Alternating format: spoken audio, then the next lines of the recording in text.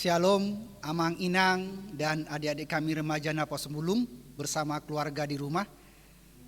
Salam sehat dan salam kasih buat kita semua.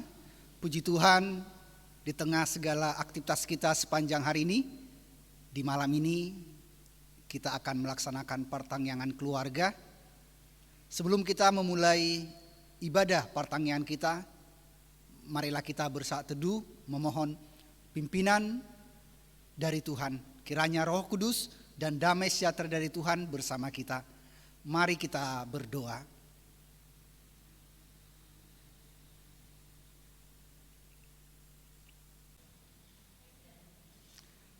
Marilah kita memuji Tuhan. Kita bernyanyi dari buku Ende nomor 10 ayat 1 dan ayat 2.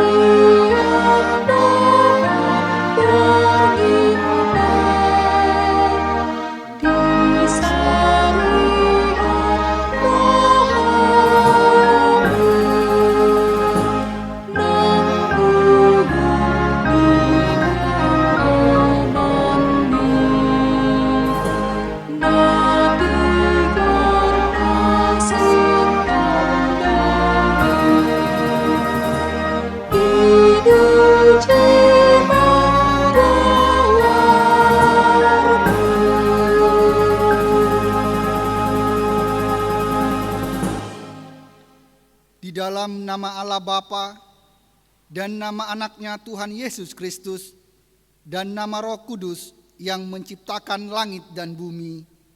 Amin. Dengan Allah akan kita lakukan perbuatan-perbuatan gagah perkasa. Bangunlah hai jiwaku, bangunlah hai gambus dan kecapi. Aku mau membangunkan pajar. Aku mau bersyukur kepadamu di antara bangsa-bangsa ya Tuhan. Aku mau bermazmur bagimu di antara suku-suku bangsa. Haleluya. Marilah kita berdoa. Ya Tuhan Allah Bapa kami yang di surga, berilah kepada kami hati yang kudus, pikiran yang baik, dan jiwa yang sungguh melakukan pekerjaan yang baik. Berilah kami damai, agar kami merasa aman dan tentram di dalam perlindungan-Mu. Kiranya kami senantiasa berpegang pada firman-Mu dalam menghadapi musuh-musuh kami. Jaga dan kuatkanlah kami di dalam Yesus Kristus Tuhan kami. Amin.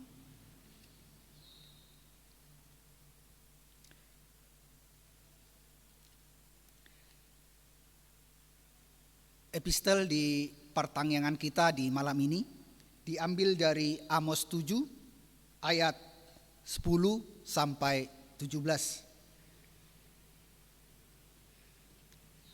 Demikianlah firman Tuhan. Amos diusir.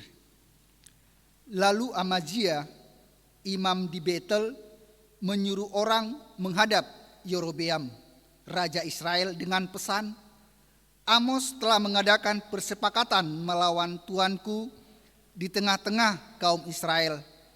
Negeri ini tidak dapat lagi menahan segala perkataannya. Sebab beginilah dikatakan Amos, Yerobeam akan mati terbunuh oleh pedang, dan Israel pasti pergi dari tanahnya sebagai orang buangan. Lalu berkatalah Amazia kepada Amos, "Pelihat, pergilah, enyalah ke tanah Yehuda, carilah makananmu di sana dan bernubuatlah di sana. Tetapi jangan lagi bernubuat di Betel, sebab inilah tempat kudus raja, inilah bait suci kerajaan." Jawab Amos kepada Amazia, "Aku ini bukan nabi, dan aku ini tidak termasuk golongan nabi, melainkan aku ini seorang peternak dan pemungut buah ara hutan. Tetapi Tuhan mengambil aku dari pekerjaan menggiring kambing domba, dan Tuhan berfirman kepadaku, 'Pergilah, bernubuatlah terhadap umatku Israel.' Maka sekarang dengarlah firman Tuhan. Engkau berkata, janganlah bernubuat menentang Israel, dan janganlah ucapkan perkataan menentang keturunan Ishak. Sebab itu, beginilah firman Tuhan, istrimu akan bersundal di kota, dan anak-anakmu laki-laki dan perempuan akan tewas oleh pedang. Tanahmu akan dibagi-bagikan dengan memakai tali pengukur. Engkau sendiri akan mati di tanah yang najis, dan Israel pasti pergi dari tanahnya sebagai orang buangan." Demikianlah firman Tuhan. Berbahagialah orang yang mendengarkan firman Tuhan serta memeliharanya. Amin. Mari kita bernyanyi dari buku ND nomor 232 ayat 1.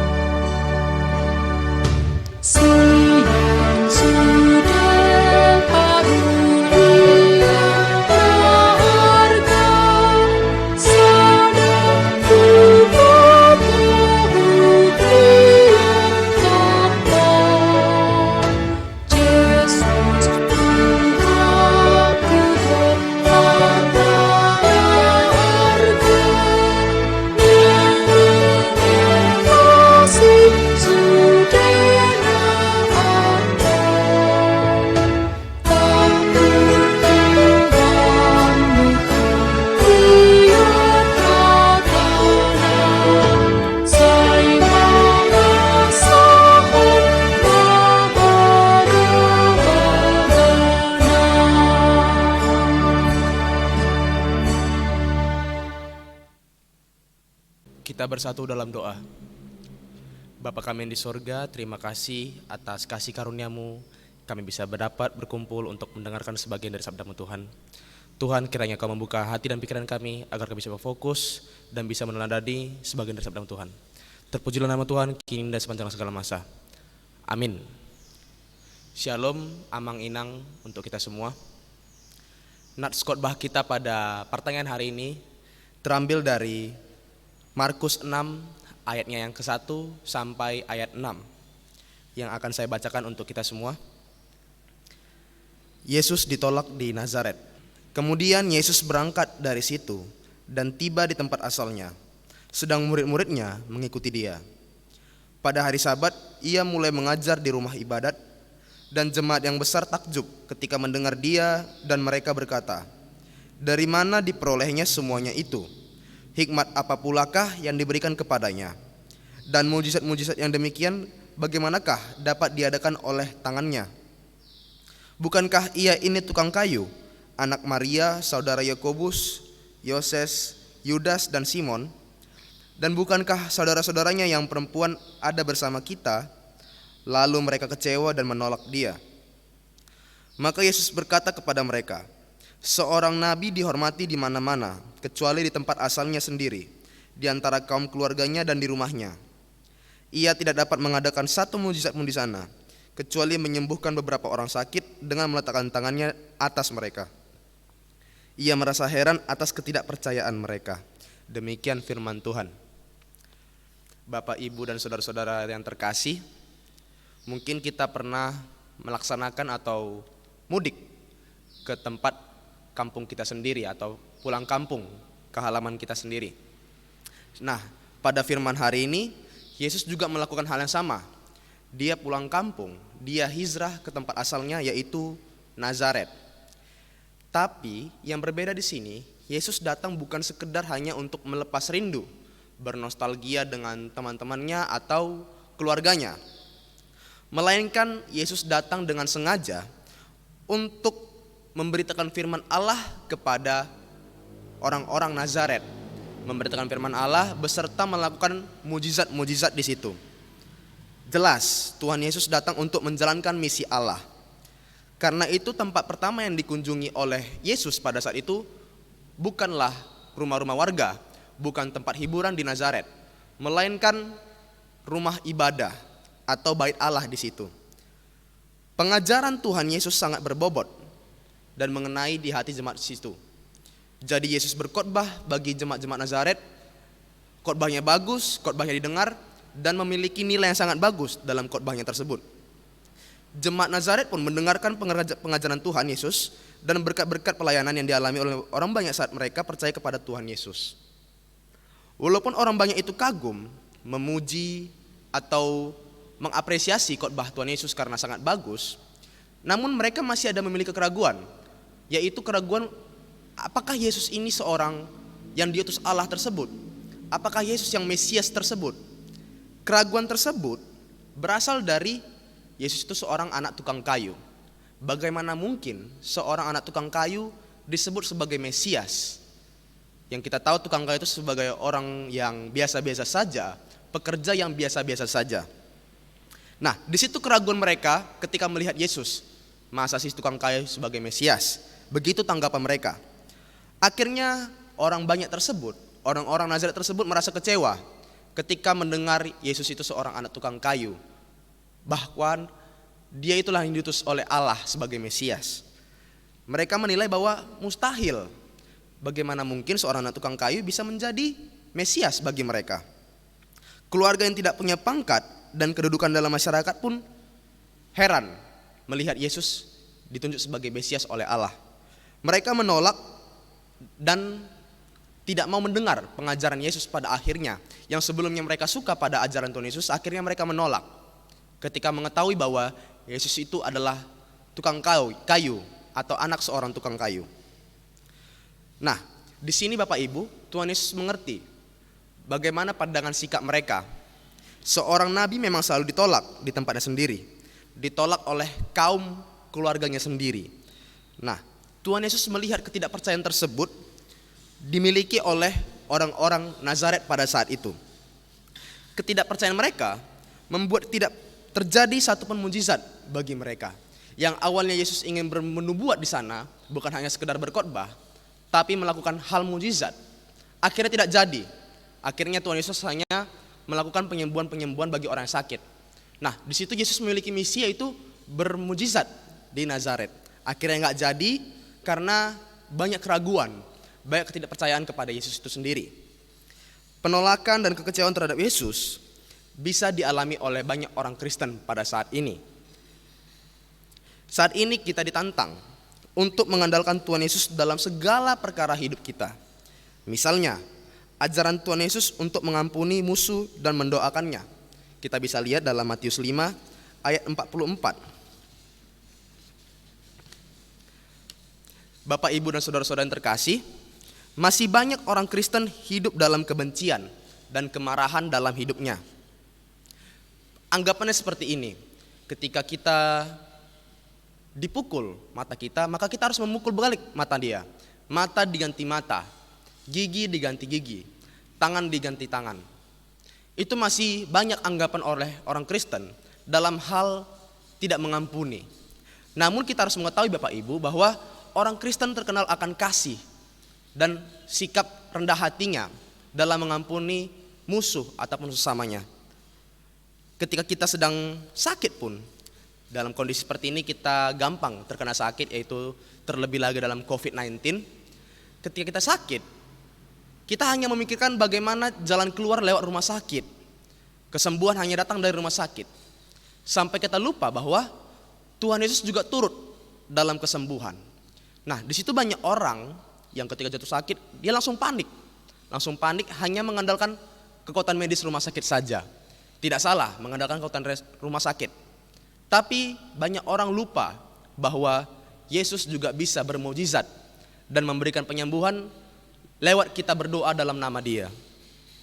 Bapak, Ibu, dan saudara-saudara yang terkasih, firman Allah hari ini mengingatkan kita semua agar kita tidak jadi kecewa dan menolak Tuhan Yesus jika dalam kekristenan kita menghadapi pergumulan yang berat. Perlu kita ketahui bahwa tidak gampang menjadi orang Kristen. Orang Kristen anggapannya sedang memikul salib yang berat.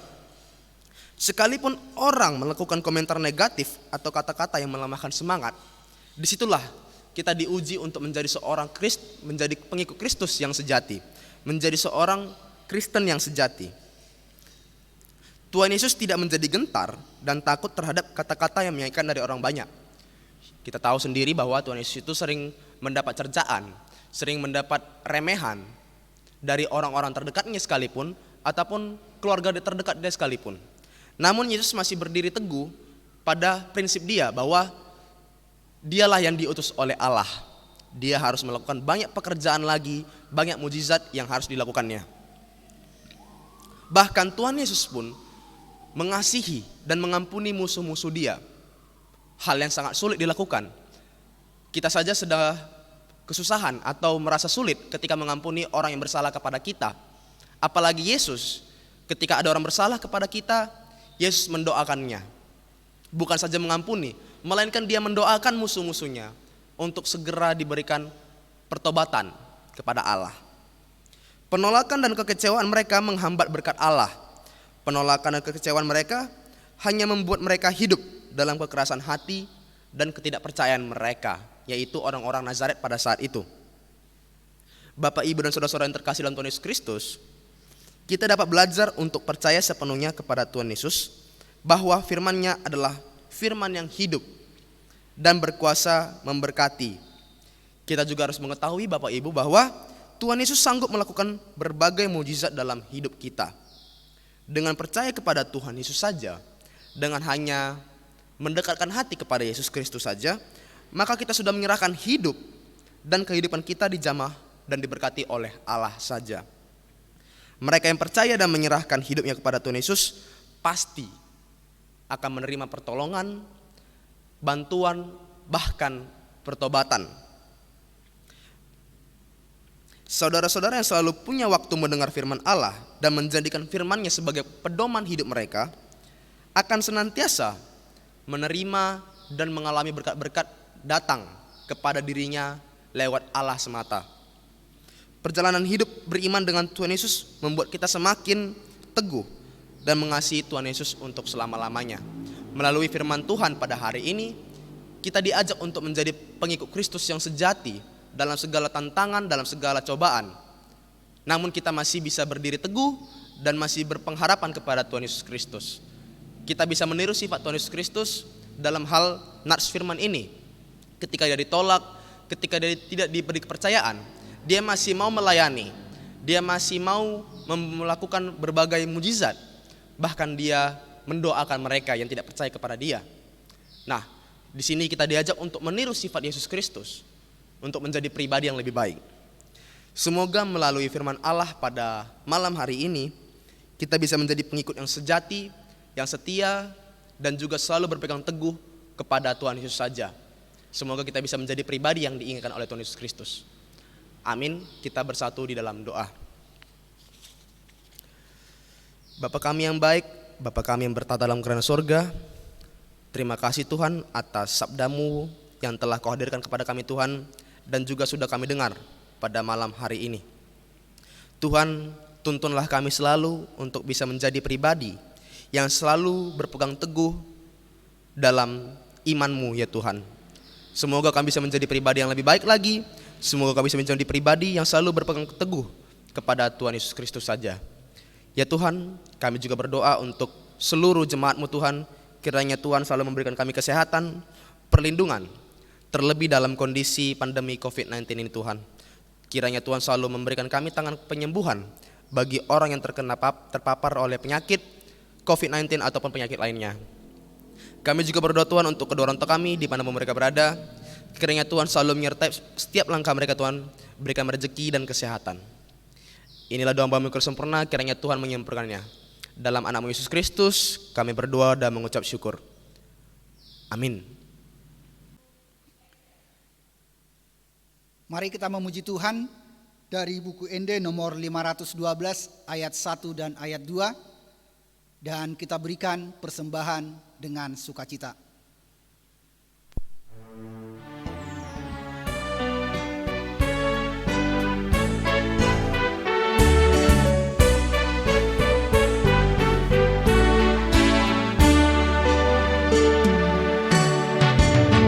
Di dalam Yesus tanah dohatlah, tahi halong ni rohana di pasar, nahu rahu di bantong binai, di sesa hutang ni dosa tai, hang kiro hamu sudah.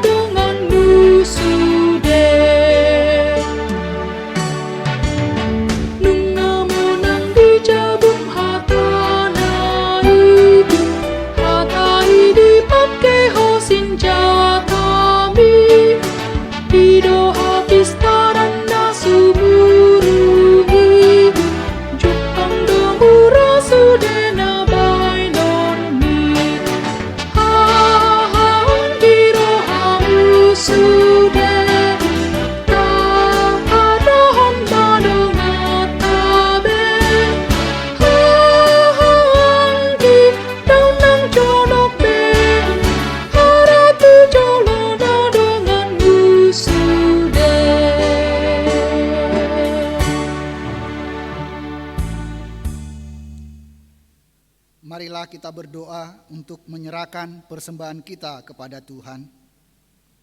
Ya Allah Bapa kami yang di surga, kami mengaku bahwa Tuhan adalah sumber dari segala karunia yang melimpah dalam kehidupan kami masing-masing. Sebagian daripada karunia itu kami serahkan kembali sebagai persembahan kepada Tuhan. Terimalah dan berkatilah persembahan umat-Mu ini, agar dapat kami pergunakan untuk pekerjaan dan pelayanan kerajaan Tuhan di dunia ini. Bukalah hati kami untuk mengenal betapa banyak berkat dan karunia yang kami peroleh dari Tuhan, supaya kami senantiasa bersyukur kepadamu di dalam nama Yesus Kristus Tuhan kami. Amin. Marilah kita bersama-sama mengucapkan doa Bapa kami. Bapa kami yang di surga, dikuduskanlah namamu, datanglah kerajaan-Mu, jadilah kehendak-Mu di bumi seperti di surga. Berikanlah kami pada hari ini makanan kami yang secukupnya, dan ampunilah kami akan kesalahan kami, seperti kami juga telah mengampuni orang yang bersalah kepada kami. Dan janganlah membawa kami ke dalam pencobaan, tetapi lepaskanlah kami daripada yang jahat, karena Engkau yang punya kerajaan dan kekuasaan dan kemuliaan sampai selama-lamanya. Amin. Pulanglah dengan sejahtera dan marilah kita terima berkat dari Tuhan. Tuhan memberkati kita dan melindungi kita.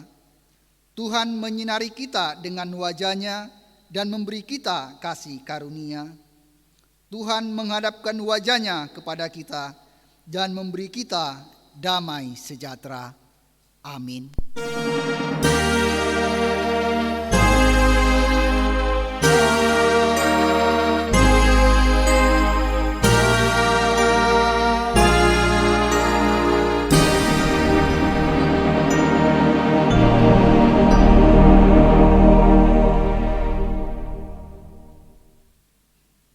songonima partangyang keluarga ta di bagasan Bornginon.